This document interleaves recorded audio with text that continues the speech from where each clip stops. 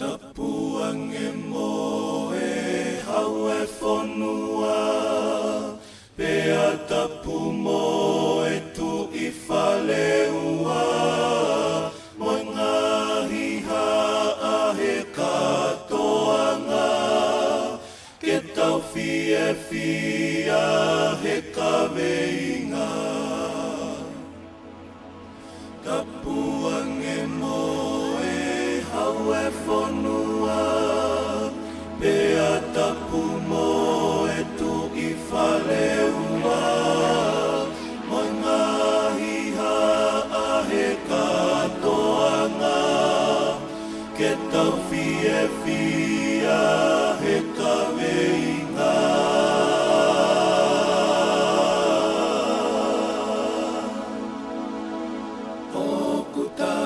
Fua I heni he maunga ke lesi Peta fie fia o kutau taha pe I he mafi Koi kuna moe foki I kai aonga si ono mooni Tuku te kasi poti la venga mami e I hono kaloni O kutau te fua I heni he maunga ke lesi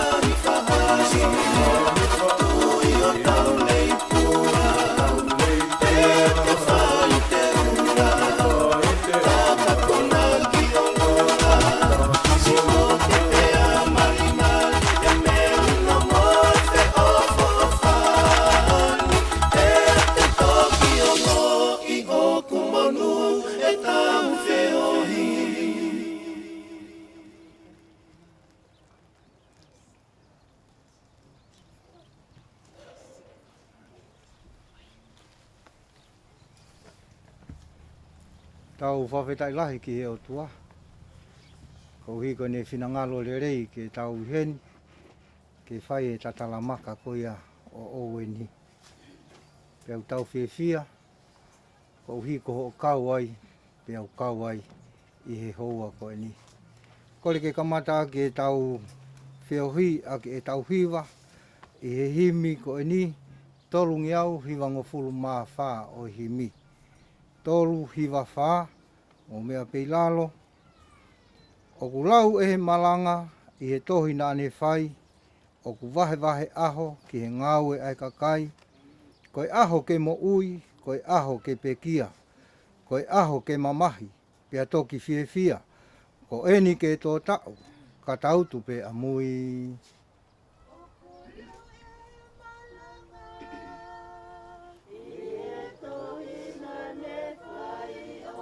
Wahe aho ki he ngau e ai kakai. Koe aho ke mo ui, koe aho ke pekia. Koe aho ke mamahi, pea toki whiawhia. Ko eni ke tō tau, ko eni ke tō tau, ko eni ke tō tau, ka tautu ke amo. O ku lau e he malanga, mo ne whakailo mai. O ku kovi pe ha mea, koe ngau e ai kakai. Kane ngauhi ke le rei pe, pea mata sai. Kane whai pe he kuonga ne kotofa pe ki ai. Ko eni ke tō tau, ka tautu pe amui. O ku lau e he malanga, mo ne whakailo mai. O ku kovi pe ha mea. Koe ngau e ai kakai, kana e ngauhi ke rei pe, ea mata sai. Kane whai pe he kuonga, ne koto whake ki ai. Ko eni ke tō tau, ko eni ke tō tau.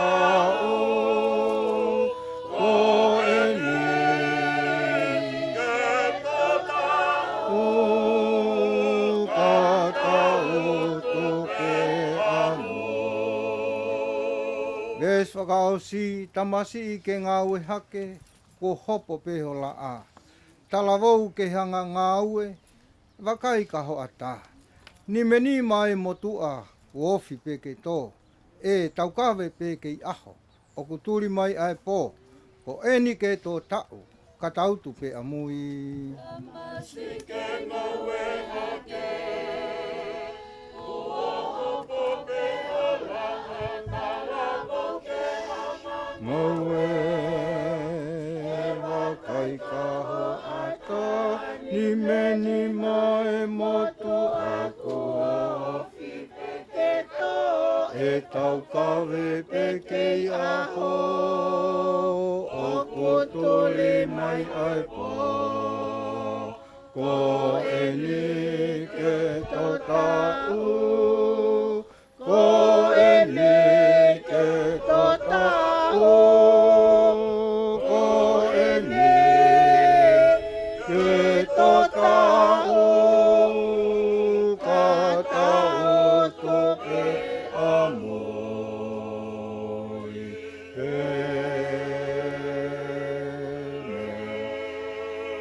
Ko kore ke mu kui, kai whai pēha tau lotu. E o tua mafi. Ai awhiona ko koe ia, ai kamataanga o i mea kotoa pe. Pea koe awhiona, te ke whakangata ai mea kotoa pe. Koe o tua ai awhiona o ku mo ui. Pea koe o tua aho o awhio o kui kai ke iai ha ata o ha whiriuri waki. Tatau he ane awhi, pe he ki ahoni, pe ai pehe ai pe ai awhiona o ta ingata. Mau whamalo atu ki ho awhio he whakawhainga maari e mau mo ui. Ka mau au sia mai ai hoa whakakoloa ko e ni. Ke hanga whakatahataha mai ai ongo whamiri. Pehe ki he kāinga lotu, kāinga mahe ni. Ia pehe o tua ki he taha kotoa pehe ku ofa mai. Ki ho o tamai o eiki mātu ngai e mau ihe ni. O mau whamalo, ko hi koe awhiona.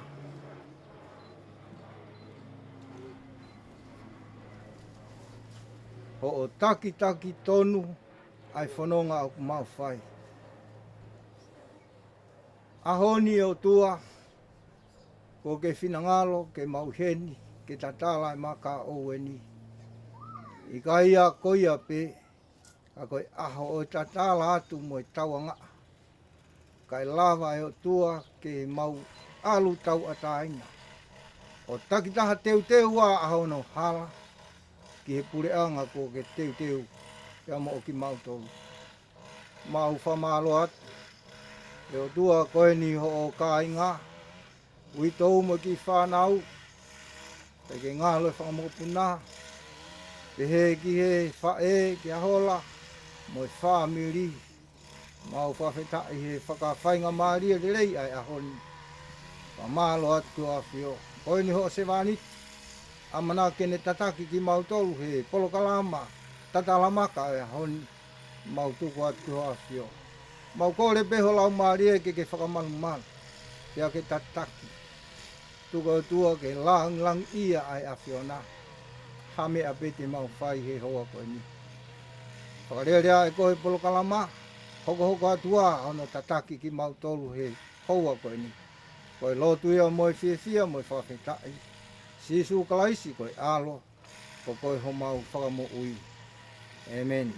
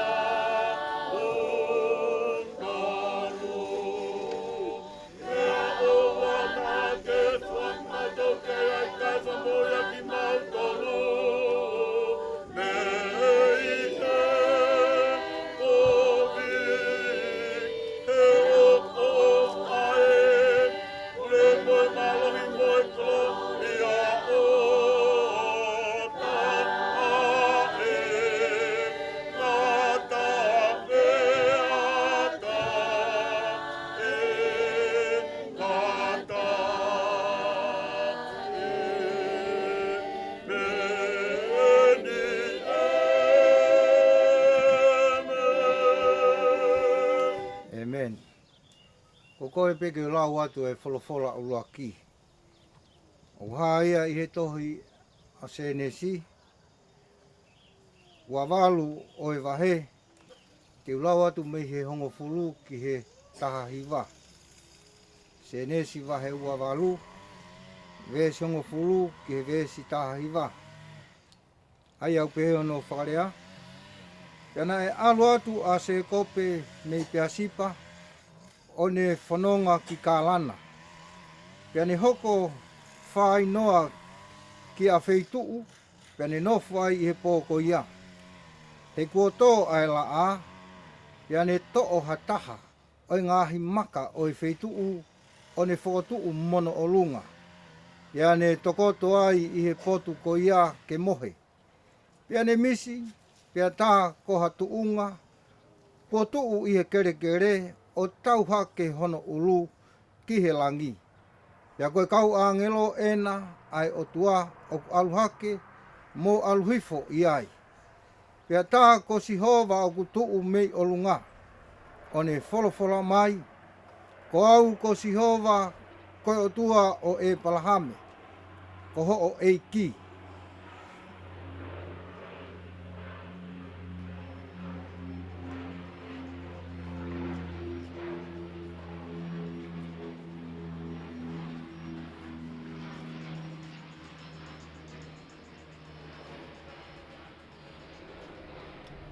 Pea koe o tua o Aisake, koe kere kere o kuke tokoto ai, te atu ia mo ou, mo hako.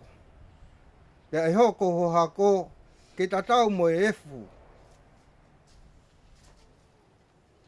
O e whanua, pea te ke mafola, koe ki lulunga, moha hake. Mo e toke lau, mo e tonga. Pea e monu ia te koe, ai whahinga kotoa pē, o i kere kere. Pea iho hako foki.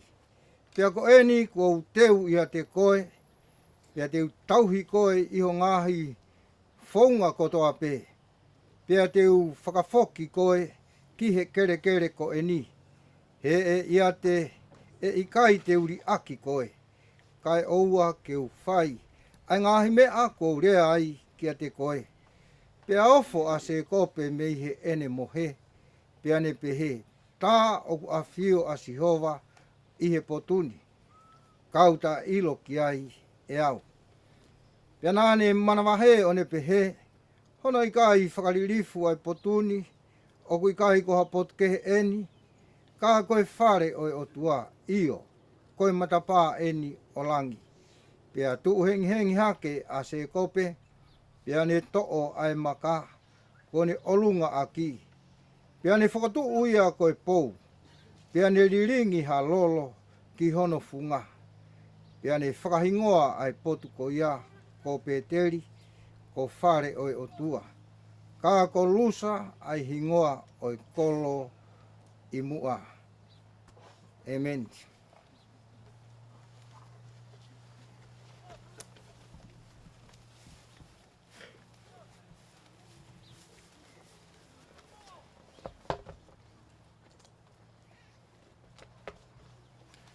E ua e wholofola lau mak tau tolu ki he koe ni to o ia me he ulaki tohi ko ia a paula ki te saunaika wha o e wahe hon fulma tolu e vesi ki hon fulma walu ai au pehe ona wharea o kui kai te uloto foki ke mau munoa ka inga i he mea ki he kakai kua mohe ke oua te mau mamahi o hange ko kakai ke he aia o ku ikai haanau amanaki. He ka pau rewa u tau tui ne pekia a sisu pe a toi tuu pe he foki. Ko e kakai kua whakamohe ko e mea ia sisu e omi ki nau tolu e he otua whakataha moia. He koe meani o mautala atu ko e wholofola tonu eni ai eiki. Neongo ki taua o kutakei mo ui o ausia tolonga o ausia ai hoko mai ai eiki more ke mamao haata mua mua ia teki nau tolu kua mohe. Koe uhi e haere mehelangi ai eiki e ia pe ai ha waka o ai angi aha angelo pure mo ifi ai talupite ai otua. Pea koe pekia ia kalaisi e to mua tuu. Hiria ko ki taua ko ta tolonga o ausia e puna kaki ki taua whakataha mo ki nau tolu i he ngahi ao ki he ata ke whakawhetaulaki ki he eiki. Pea hiria te ta ihe eiki ma uai pe. Ko ia ke mou whetokoni aki ki mou tolu aki a ngahi rea koe ni. Au ki tāpe kina he eiki ai wholofola ulau ma ki tau tolu. Kore pe mua ko huiko ne afua tau tau hiva mu mea pe lalo fe vespe taha i whangiau ma hiva o himi. Whanoa hiva sisu koe makatuu whamalu ki au kua hela i he hala mo e potu lala a. Koe fuu toa wha eni i kai haa kaurerei. Koe koto maka maka i kai ha malolo anga.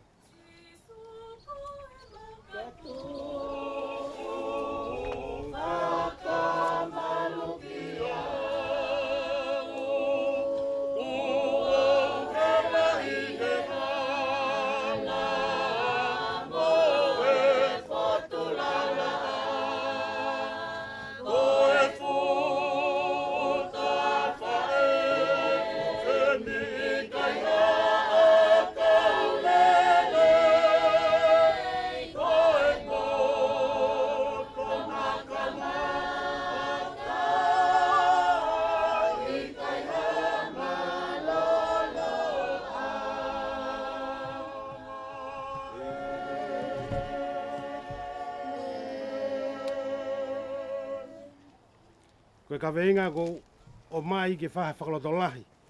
Kia te ki tau tolu i he aho mau inga koe ni. Oku pehe. Koe mo ui i a kalaisi. Koe mo ui i a kalaisi. Tapu ki a whio ai tolu tahai o tua i ho tau haa o ngā. Tapu ki he whawhonga e whahu o mea. Tapu atu ki he talai ki whaiwhikau. Ka maha whaiwhikau. Tapu atu ki he family eiki o e tangata u tau hene ah koe ni.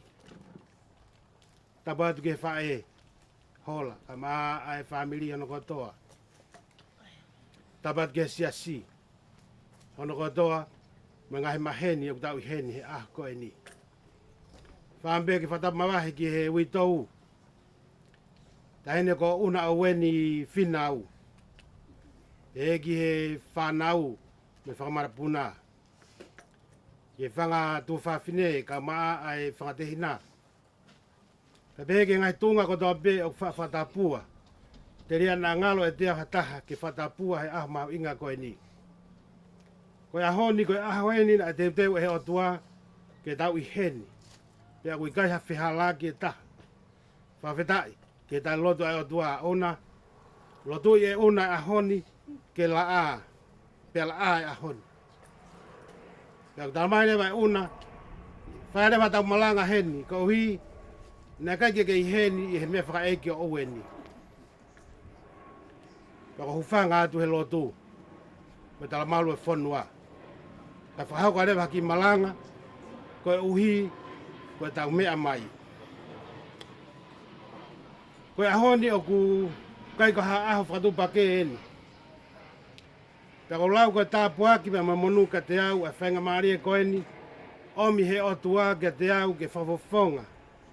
Ahono whina ngā lo ke tatala e Maka mahu inga o e tangata koe ni. Koe ka weinga na aku o mai he aho koe ni. Koe ka weinga bea na o mai e Oweni. Koe mea beia na ku ilo ki a Oweni, ke mo ui a Oweni. Koe mo ui i a kalaisi.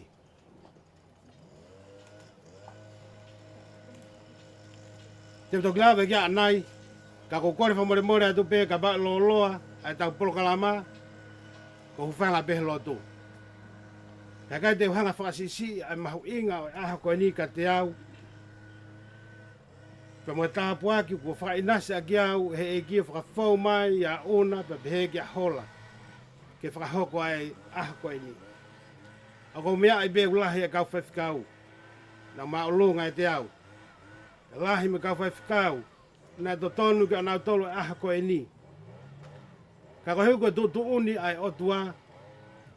O ko te lawe monu ai. Ko hai kita. Ke te lawe he tāpuaki o aha koe ni. Ko whawhetai lahi ai ki he otua. Kamore more pe, ke tau te lotu pe. Tamai ku mau whawhetai, mu whamaloa ai pe ki he awhiona i he whiawhiko e ni. Mone lau aho wholawhola o ki kai ka hapotu ke he eni. Ka koe matapā pe ni ki he awhiona. Me angawe a ki au e tamai mafi. Hangahi rea ku whinangalo e awhiona ke o atu me hokungutuni. Koe tangata pe au. Ka i he kau mai a Fiona. O kou ilo e hoko ngahi rea te urea aki. Ko e whakaloto lahi. Mo e whakanonga ki he whamiri ko hui ko e hoko atu. Ia siso kalaisi ko ala ko mau whamoui. Ko e kawe ngā pe he ko e mo ui i a kalaisi.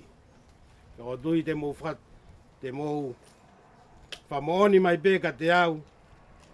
O tangata ko e nina i kai ke malanga ia. Na te ke iahano tuunga he siasi. Ko whawhetai ke o tua, ko mea pena ilo ngai tangatani, ko tangata ilo ai ni he malai o sipoti. Kai tau te fito.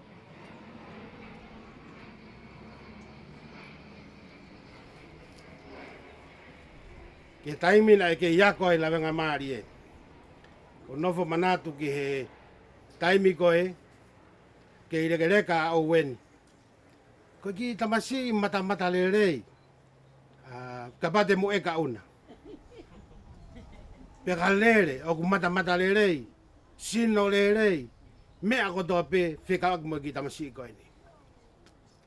Toko tui taimina e hoko mai ai pure ai otua, whakawhehui e he toko lahi. Why? Why him? KCC, he's still young. Tala mai e una, why me? Ka mea te wito ke si ai. Ka koe hui ko whinangalo e otua. One day, we're gonna ask God, te tau whehui ki he otua. Why? Ka mo ilo koe pure ai otua, o ku tae whiri manako. Pa ulawa be ke awe haki pepe, awe haki tamasi, awe haka vai, awe haka mahamahaki. Kai he ahoni tau ilo, taim behene tau ko si, na awe haki tala wau koe ni.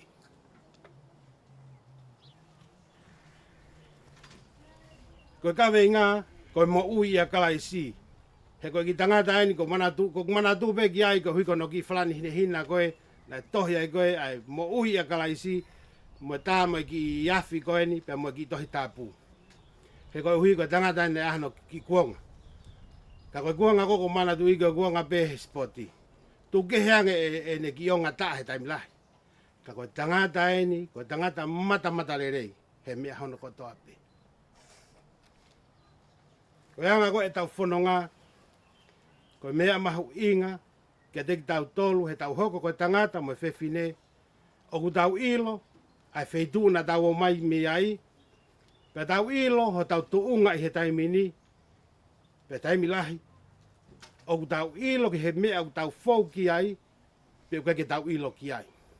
Koe tau lahi, nau ilo iho nau historia, mo e wheitu ko tau pena nau iai, pe nau ilo mo nau tuunga he taimi ni, kakapau te tau eke atu, whewhe ho whanonga ki he kahau. O iai hao ilo ki ai, te nau tala mai i kai. Tau lere pe, koe hape me te tau au ki ai. Pe te tau au atu ki whainga taa, pe te tau au atu ki whainga fua, ka tau lere atu pe. Koe anga ia oi mo ui. Ka koe hui, ko ki tau tolu koe tui whakaristiane u tau kau ki ai, o ku tau ilo, ai mea na tau hau ni ai. Wai e hime e wai siri ana ku pehe, koe monu ia hataha o kune ilo e, ko ene hia ko toa pe, kua whakamore more. Tau ilo ko toa pe, koe whaitue na tau mami ai, me tawhinanga, na tau anga hala. Kai hoko masi su, o whakamore more i e tau ngahi anga hala. Pai he ahoni o mahu inga ka teki tau tolu, ke tau ilo, ho tau tu unga i a kalaisi. O mahu inga ke tangata mo whewhine ko toa pe o mahu ho whakamoui. Are you safe? Pe ka mate whehui at ka te koe, ka mate ke mate ahoni, te ke alu ki whe. Pe ka pau o ku ke ki take time to give me an answer of where you going, then you need Jesus. O ku ke Fiema'u rewa ke whakapapaui, o ku ma'u whakamoui. Pea koe potu kou tau whanonga ki ai, o ki ai a ki lau ai toketā i he mau ki siasi, o ku ne lea mau pe ka teki mau tolu. O ku ikai koe ngata anga aini, ai malae ke tau malolo. O ku ikai koe ngata anga, e te maha ngāwe lerei, moe whamiri, pe te nowhanonga ai. Ka koe ngata anga, ko he wani. Ka we mea lahi, na rea ki ai apostolo, hine tohi koe ni ki te Salnaika, ne talange. O koe mea mahu inga, ki he tangata mo e whewhine kotoa pe. Kene i loi, whekau aki, mo e ka kai kua mohe o hange koe koe aha koe ni. Koe ka kai koe kua mohe, o kui ai e mea mahu inga ke mo ilo ki ai. Koe uhi he taimilahi, ka bau he kai te mo ilo ki ai. Te mo tangi halotu lotu, mo tangi o hange koe ka kai o kai kia hanau amanaki. Ka koe ni ko talatu. I he taimi e hoko mai ai eiki. E hoko mai ai eiki, moki nau tolu ko tau peku mohe. Pea toi tuu aki nau tolu ko eni o ku mohe. O mua, pea mui ia toa ki tau tolu ko tau kei mo ui.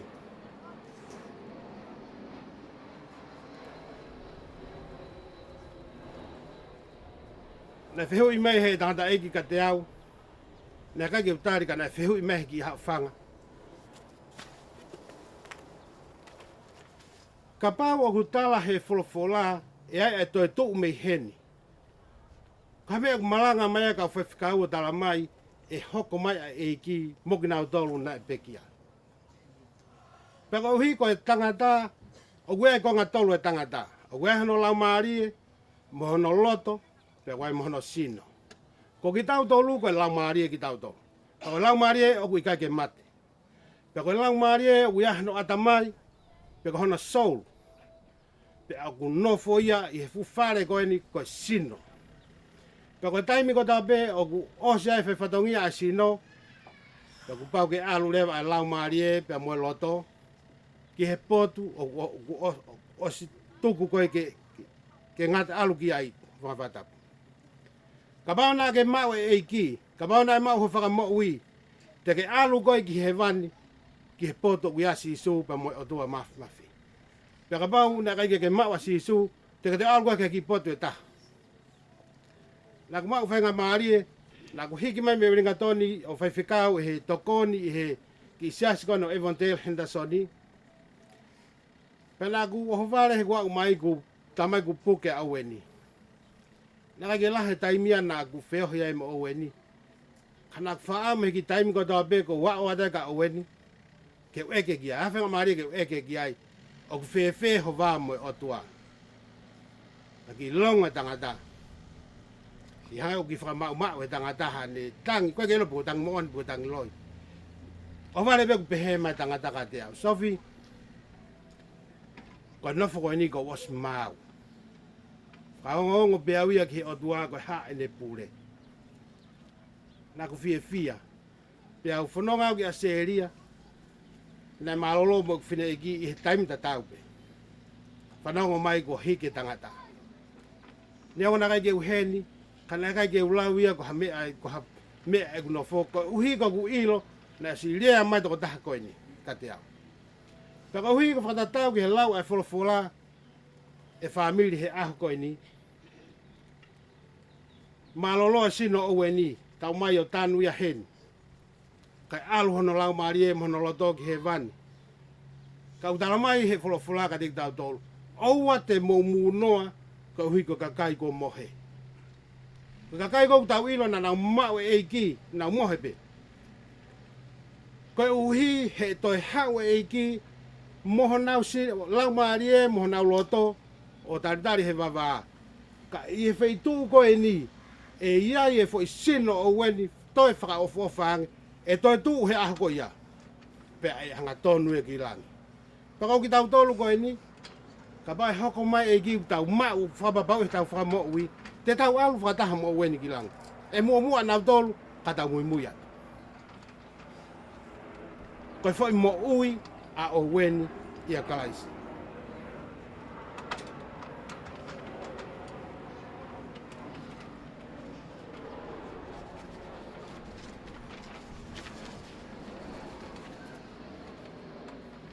Mo whamore bena o skore atu pe ko ki malanga e whaaho ni. Le soni uloaki na e lau, na e mea lalahe ua na e hoko ai. Koe uhi, koe whanonga e tangata koni ko se kopi. Kala mai na whanonga ma se kopi o me ke wheitu hela ia, pēla siri hela ia mo ne toi po uri. Pēla ne to o mai e fu Maka whakotu ko hono pilo. Ka taimi koe na e mohea se kopi, na e misi o sio, o tuwe fu stepu me he, me iai o tau ki langi. Fai'aho aki ai kau angelo. Pēna e wholofola mai o tua, na e tuu mai mi olunga tapu mai o tua, o ni o mai ngahi tapu aki kia se kope. Pako taimi ko na e kia se kope. Pe se kope, ta kou toki ilo, ta kuikai ka hapotu ni kau mate. Ka koe matapaa beni ki langi. Pena to e se kope e fu maka o ne toi fotu. Pena hanga o ringi e lolo ki ai. Pena pehe ne o ko fu maka ko fu maka noa ia. Ka ko uhi ko hanga o ringi e lolo ia koe. He ka te hoko ko fu maka noa ia. Ka te ke hoko koe ko whare o otua. O koe ngahi mea lahi. Ngahi mea whakalau maari e o koe ki tau whakatoka ngā. Ka koe kakai whakalau maari e o kunau whai a ngahi mea whakalau maari e. Spiritual people to spiritual things. Ta wogi he sakala meni ti. Koe fu mei maa pe moe waine. O tau kai maa be mo inu waine pe tau api. Ta koe taimi koe tāpua ki ai he whai whikau kai ke toi mei maa e mei maa. O kuririu e mei maa e koe sino i au kalaisi.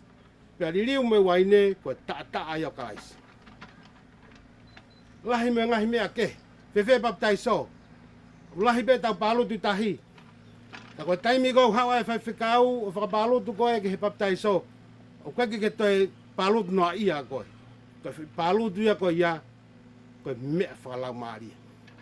Pa e ahoni. E ui tau. Pe heke whanau. Pe moe whakamapuna.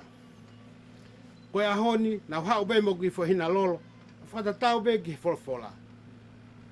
Hire tatala he whahu ai Maka. Pe alau pe moe. Moe ngahi mea au tohi ai. Pe te hanga ringi lolo i he fu Maka. Pe te tau lotu rewa mo keresi. Ona. Mahino pe ka te au he taimi o ke wha wai koe ki mala e. Pa ke wha laivi ange hen. Ho ta lata. Ke laivi ange ha moe ha. Po hame ana alu ai e motu a. Ka koe ose ahoni. E kai ke toi fu Maka ia. E hoko ia koe whare o otua. O mai e whanau ki heni mo whangamaka puna. Pea mo mai o ala ke fu Maka, koe ke toi fu Maka. Ka koe potu ia ke mo mai o manatu ai. Ai otua na tauhi kia ki mo tua koe ni.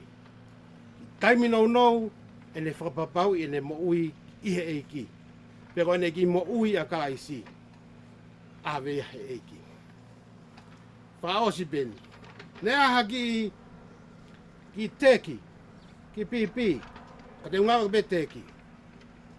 Pena puna mai i kare, mono ki uhiki pia toe ki uhiki ke loto a guai e whangateki koe ni. Pia hanga he whangateki o pusiaki e ki i kare, nau nofu whakataha, nau wheohi holo,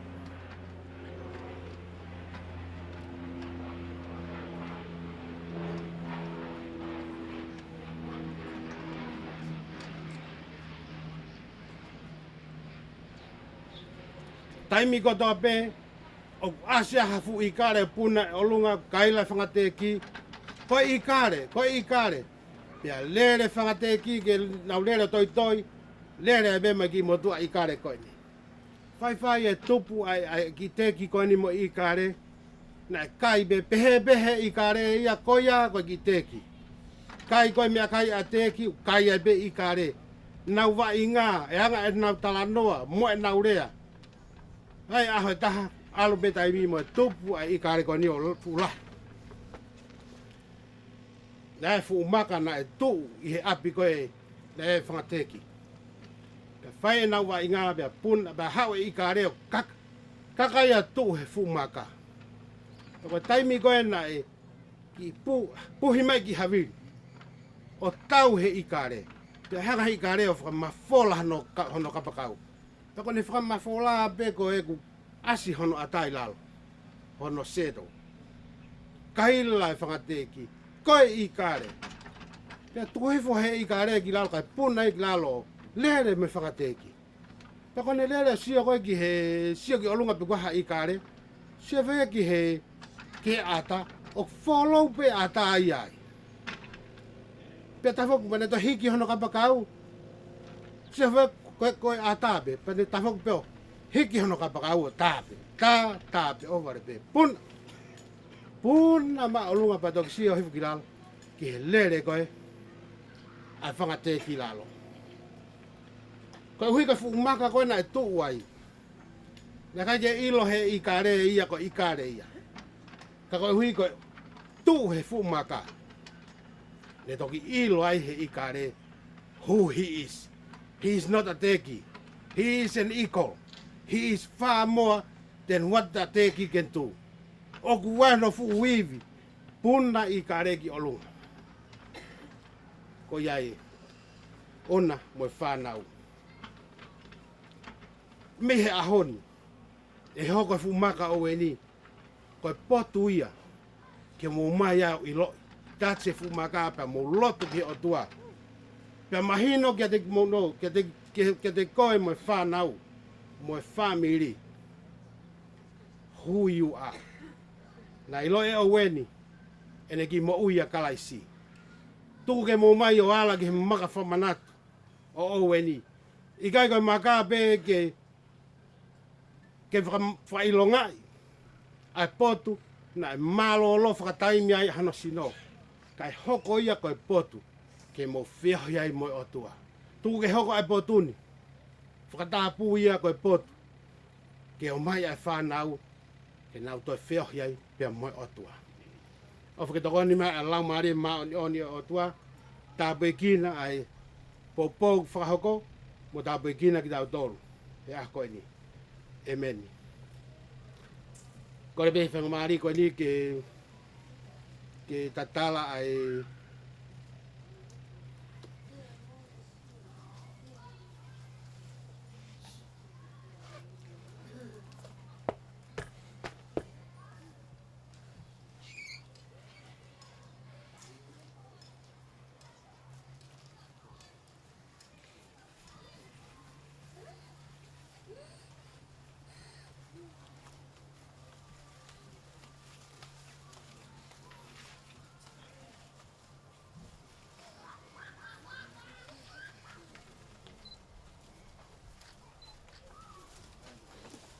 sai e huafa o tua koe tamai, mo alo, mo lau maari ma oni. Kore ke matatala Maka si Owen Michael Finau.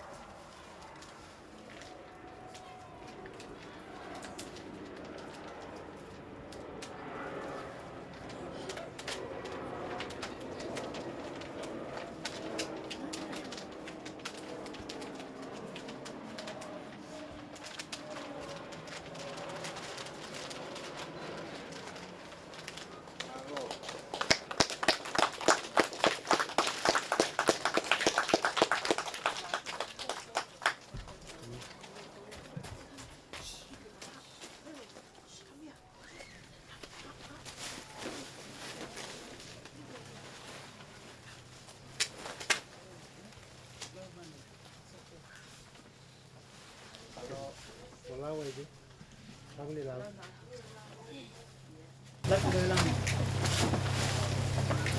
Mau uwi akalay si Owen. May Finau. Halo.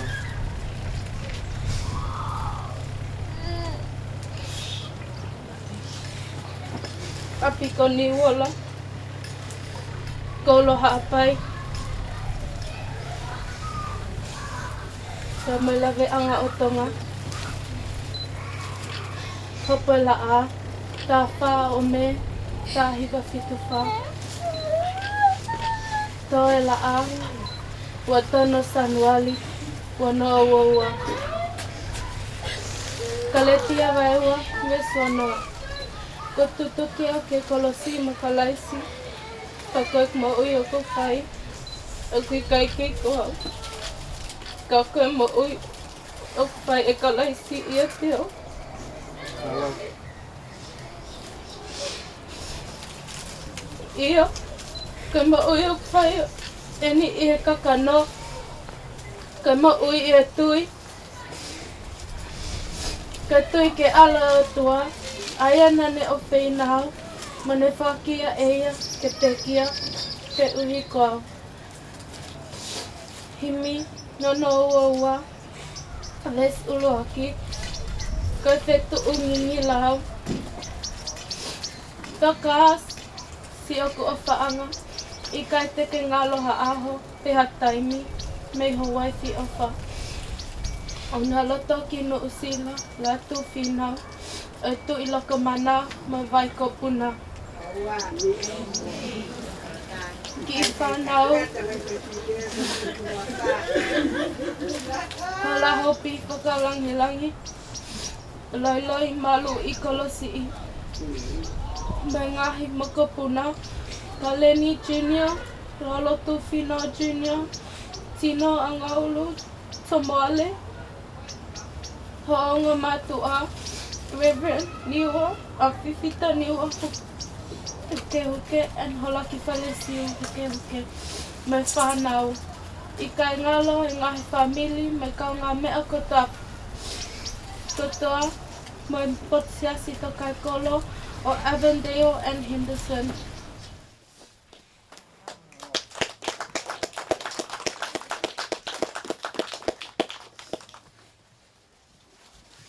Pāpeta ki o tua.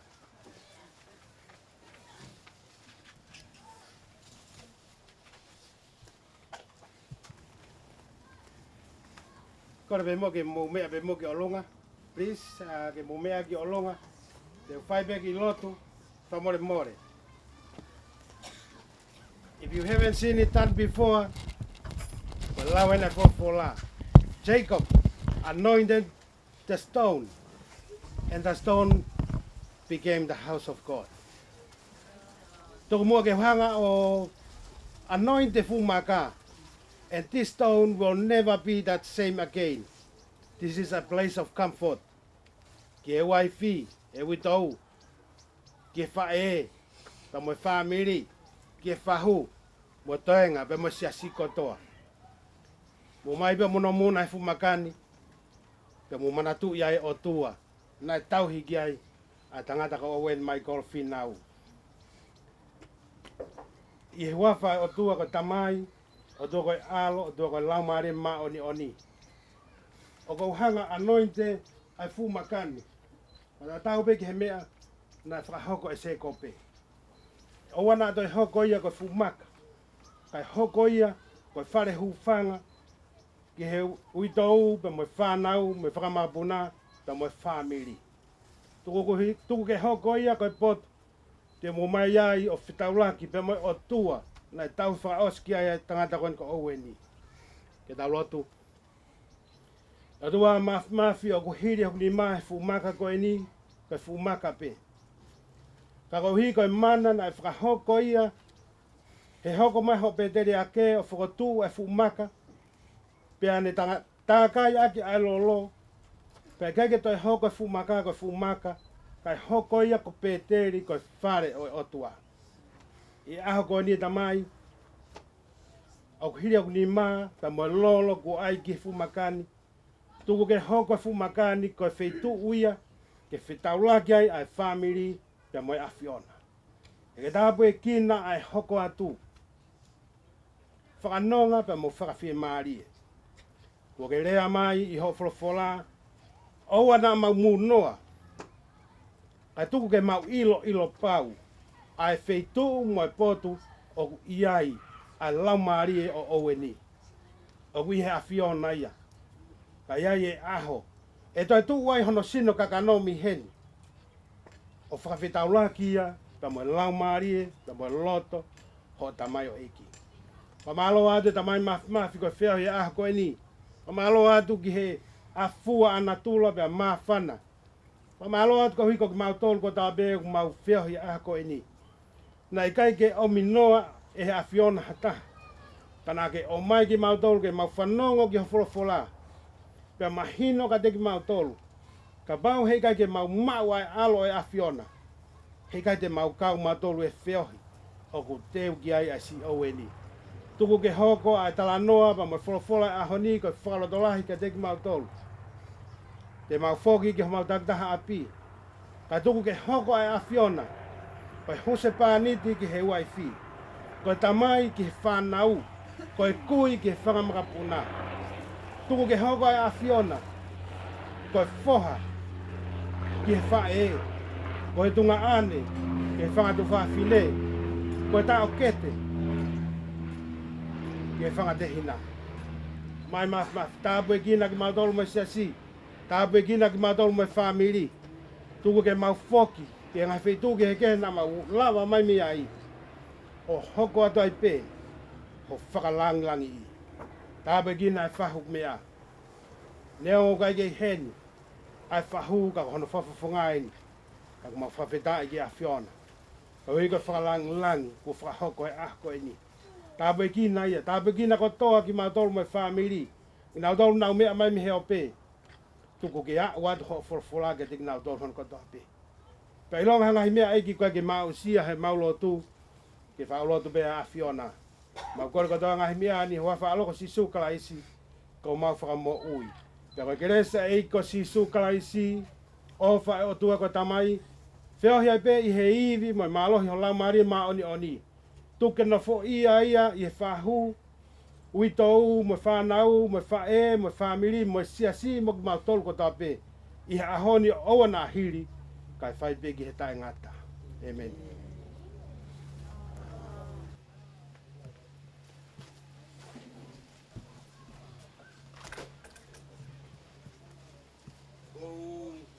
Kore pē ke kue whainga maari ko ni ke whakakato te whatongia o e aho koen.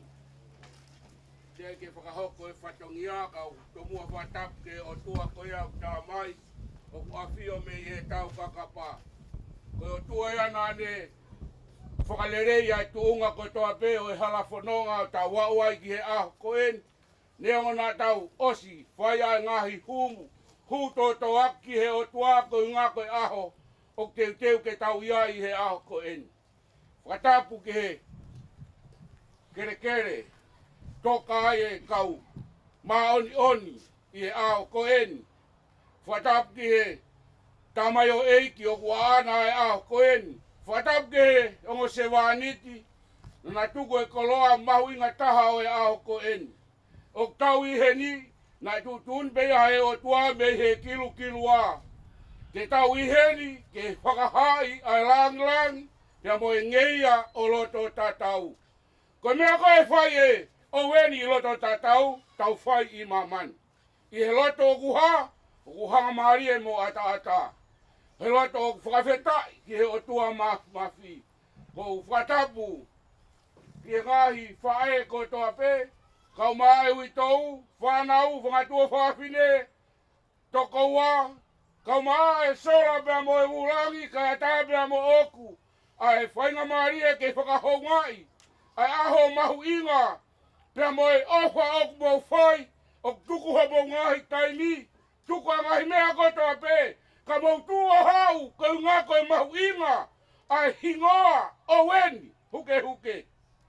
He kui whea Owen, ko tuite ke tariki ai he aho koe ni. Ia koi ai koe ui ngā koe toka tahai aku tūtūni mo tau tolu.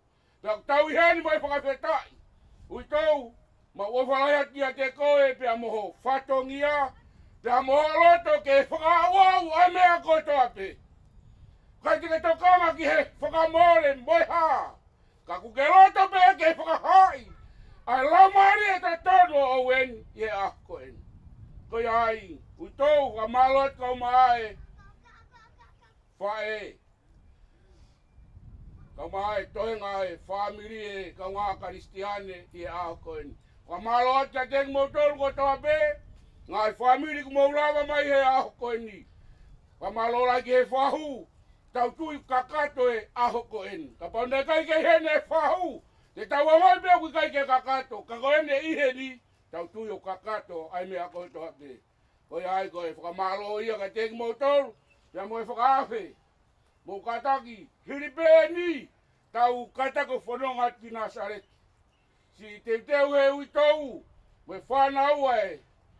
foi mai e tau kapatia he akoni ko ya be ai rea mo fa foi ga tek motor malo au kit le vai malang